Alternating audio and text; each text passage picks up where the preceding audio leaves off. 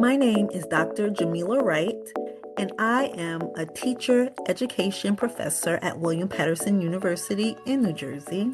Today, I'm going to talk about teacher well-being and self-care. This episode is one I consider essential, not just for new teachers, but for anyone who cares deeply about their students. So, we'll be talking about sustaining your well-being as an educator, what that really looks like, why it matters, and how you can protect the parts of yourself that brought you into teaching in the first place. Let's start with a truth we rarely say out loud. When you become a teacher, it is so easy to lose yourself. Think about it. You've spent years preparing. You finally have your own classroom. You want everything to be perfect. The lessons, the bulletin boards, even your teacher wardrobe. Maybe you're scrolling Pinterest for hours.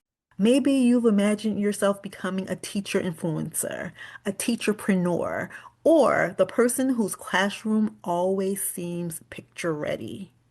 And none of that is wrong. It comes from a place of passion, but passion without boundaries, that's where burnout begins. When I was in my teacher education program, I came across words that have stayed with me to this day.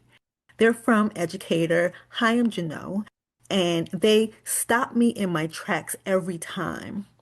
It goes, I've come to a frightening conclusion that I am the decisive element in the classroom.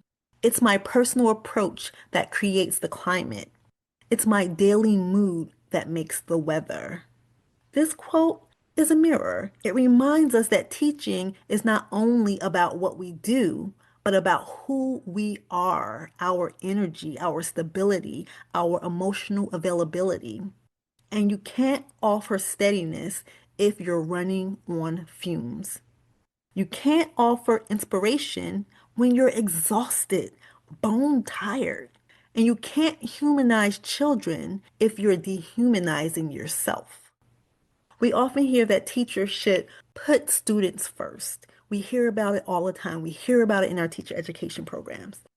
But here's the real truth. You cannot put students first if you never put yourself anywhere on the list. Teacher well-being isn't selfish. It's a condition for good teaching. When you show up rested, supported, and centered, students feel it. Likewise, when you're overwhelmed, depleted, or anxious, they feel that too. If we truly believe we are the decisive element in the room, then caring for ourselves becomes an act of service. So, let's talk about practical ways to sustain your well-being. These are 5 small practices with big impact. Simple habits that make teaching more humane and more sustainable for you and your students. So grab a pen or a pencil and a piece of paper and write these down. Number 1, set boundaries. Say no without guilt. That means no grading papers at midnight, no signing up for every committee. No doesn't make you less dedicated. It makes you sustainable. Said another way, you can't say yes to everything. You're one person. You have only so much energy. You cannot expend it on every single thing. So set boundaries. Number 2, prioritize rest.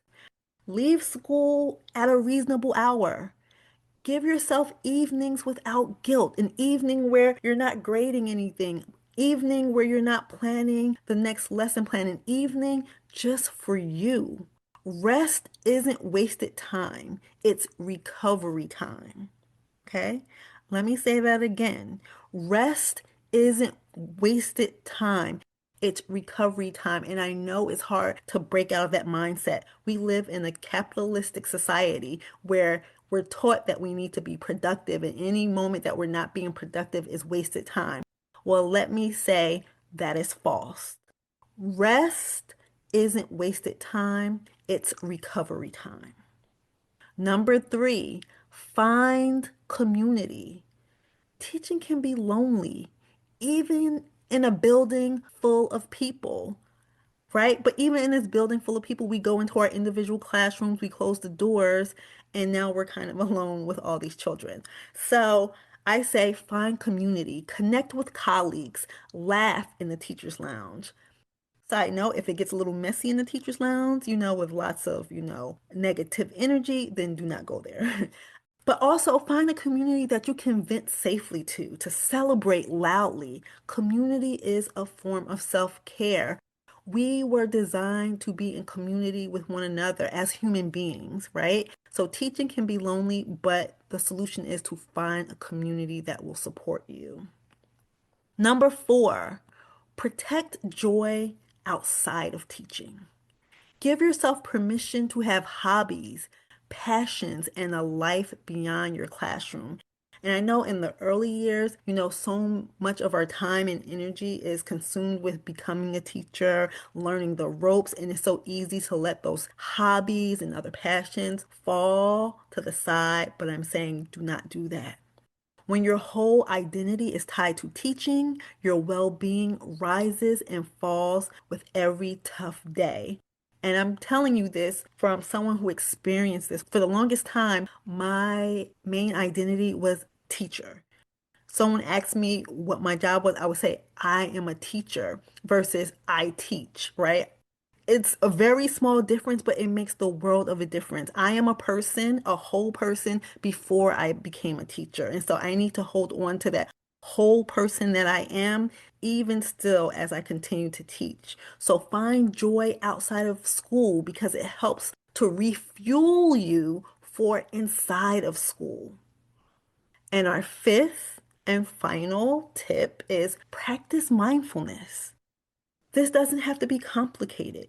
It can be something as simple as journaling, as praying, as having a moment of silence, or just 3 deep breaths before, between, and after classes. These tiny pauses create huge emotional shifts. The calm ripples outward. Okay? So those are the 5 tips, and hopefully they are helpful and beneficial to you. Many of us grew up believing that a good teacher is the one who stays late, gives everything, and sacrifices constantly. Remember, that's a part of this capitalistic society mindset. We need to move away from that. So here's the truth. A good teacher is a sustainable teacher, a teacher who knows when to stop, a teacher who knows how to say, I've done enough for today. A teacher who understands that being well is a part of being effective. And remember this, when you care for yourself, you are caring for your students. When you protect your well-being, you're protecting theirs too. We cannot separate teacher wellness from teacher success. When teachers thrive, classrooms flourish. So let's reflect for a moment. As you move forward this week, I want to invite you to slow down and ask yourself, what do I need in order to feel whole again? What boundary can I set to protect my energy? What small practice can I commit to that will help me breathe easier, feel steadier, or reconnect with joy? Because you deserve support, balance, and renewal, not someday, not over winter break, not over summer, but right now. Your students deserve the version of you that is well, not the version that is barely holding on. So I thank you for joining New Teacher Talk podcast. And remember, to teach well, we must first be well. So be well.